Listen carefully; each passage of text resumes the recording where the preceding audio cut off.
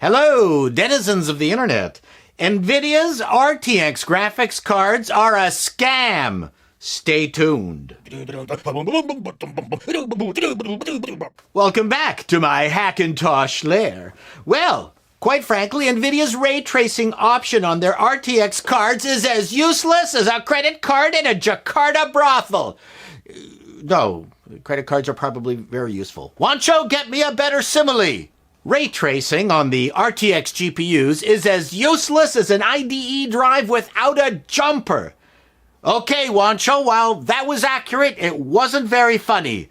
It's so hard to find good help these days. So, I've been on the forums and the YouTube comments sections, and I've been called every name in the book for slagging Nvidia's ray tracing option. But the results speak for themselves. The RTX cards are a marketing scam. But without any real competition, Nvidia can do whatever it wants. And because of the continuing volatility in the market for GPUs, no one knows what to pay for a GPU anymore. So just put any sticker on it you want.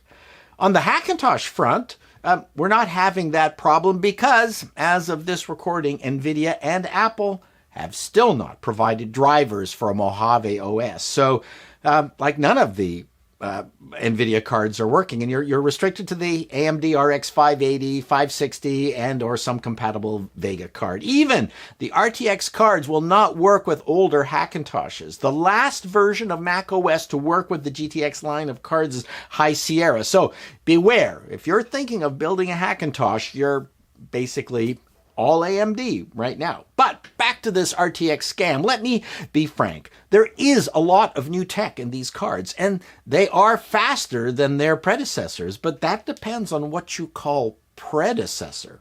Nvidia's naming and pricing is the scam. And here it is really important to recall how Nvidia positioned these cards. The 960 and the 1060 was the upper mid card, and the 1070 was the entryway to the high end, and the 1080 was the high end until they would, eventually bring out the TI models. In theory, the 2060 would be the upgrade to the 1060, and the 2070 would be the upgrade to the 1070, etc. You'd think so, eh? And generally, the prices, shouldn't they stay the same? Even maybe go down a bit, as happened from the transition from the 900 series cards to the 1000 series cards. But not in this case. Nvidia pulled a fast one.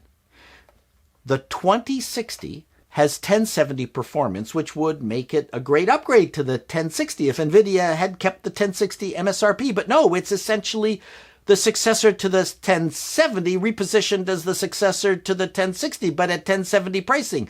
Nvidia is saying, look how much faster the 2060 is from the 1060, but it's the same price as the 1070. Why not just call it the 1070? And Nvidia is saying, oh, look over there, ray tracing.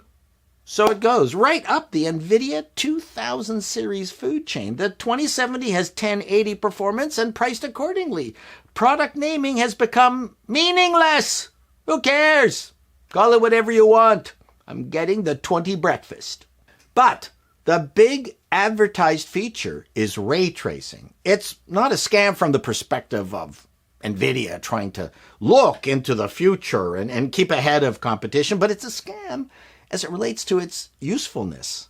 This is a whole industry issue, actually. I'm not hearing anyone clamoring to buy games because, they include ray tracing support, partly because there are very few games with ray tracing support. Okay, fine. And, frankly, the few games I've seen with it, don't suddenly become more appealing or better games or more playable, frankly.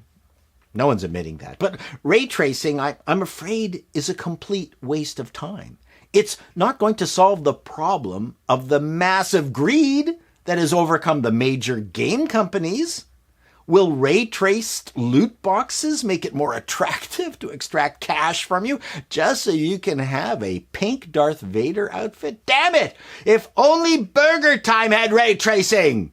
Oh, it would be a way better game. Awesome. Do you have any idea which game I spent the most time on? Lode Runner.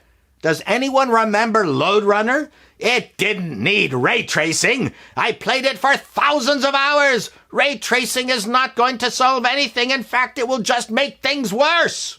The better technology to advance gaming would be better automated facial and body movements without having to go through all that mocap nonsense. You know, I mean, yes. I mean, we've got some great games that obviously use mocap, like God of War and Uncharted. And the worst recent examples of automated character control was, of course, Mass Effect's Andromeda. We kind of accepted the weird-looking faces, odd arm length, and giant hands in Bethesda games, but it would have been nice if they could have upped their game in Fallout 76. I mean, it still kind of looks like Skyrim, but ray tracing, what is it going to add? Many comments to me were like, oh, it's just a start, wait till more games have it.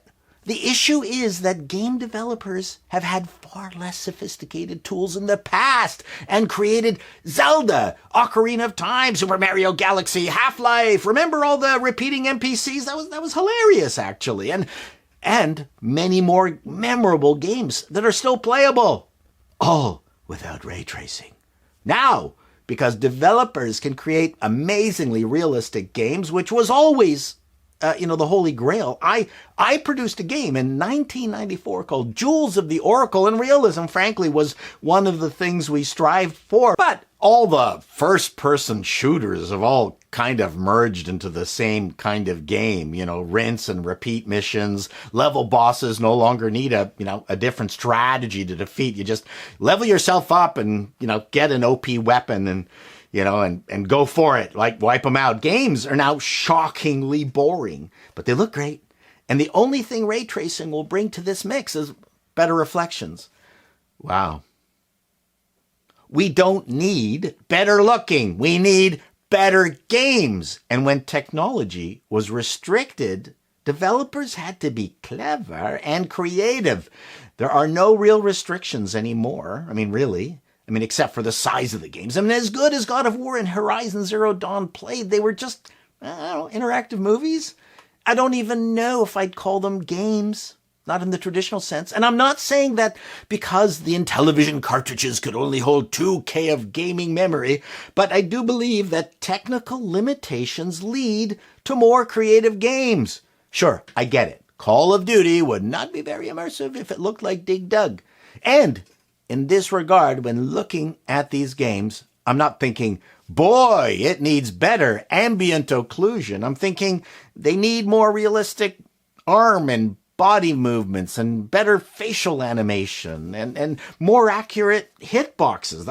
That's what crosses my mind when I play these games, not more accurate reflection. So we are now incrementally creeping towards the holy grail of gaming, realism. And I think gaming has gotten worse. And ray tracing is not going to save it. Till next time, denizens of the internet. So long. Wancho, get the car ready. I think I'm going to have some nasty comments and I want to be out of town.